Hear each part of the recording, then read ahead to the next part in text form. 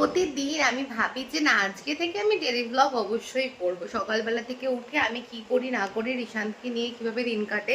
শুধু রিশান্ত না, বাড়িতে আরেকটা পুচকু আছে শুভম, রিশান্তের দাদা।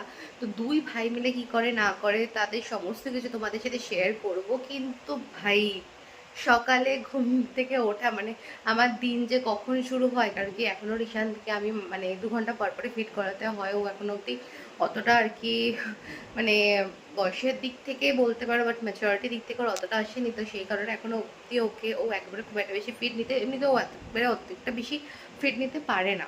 তো সেই কারণে আমাকে সারা রাতে অনেকবার উঠতে হয়, সারাদিনে অনেকবার মানে জেগে থাকার পর তো সে ভিডিও করাটা বড় কথা। আমি না ভাবছি এবার মাথার উপরে ক্যামেরাটাকে সেট করে নিয়ে ঘুরবো, তাহলে না আমাকে আলাদা করে ক্যামেরা সেট করে করতে হবে, বিকজ আমি এত ছোটাছুটি করি। আজকে রান্না করবো ভাবলাম, রান্নাঘরে গেলাম, রান্না করতে গেলাম, ভাবলাম যে বাড়িতে কেউ বাচ্চাকে দেখে নেবে, কিন্তু ওকে না রাখতে গিয়ে সবাই পরেশান হয়ে যেত, আলটিমেটলি আমাকেই রাখতে হয়। সো হাফ রান্না করে আমাকে আবার চলে আসতে হয়েছে। তো সারাদিন আমি ব্লগটা করবো কীভাবে সেটাই তো আমার মাথা থেকে আসে না, তাই আমার ব্লগও শেয়ার করা হয় না।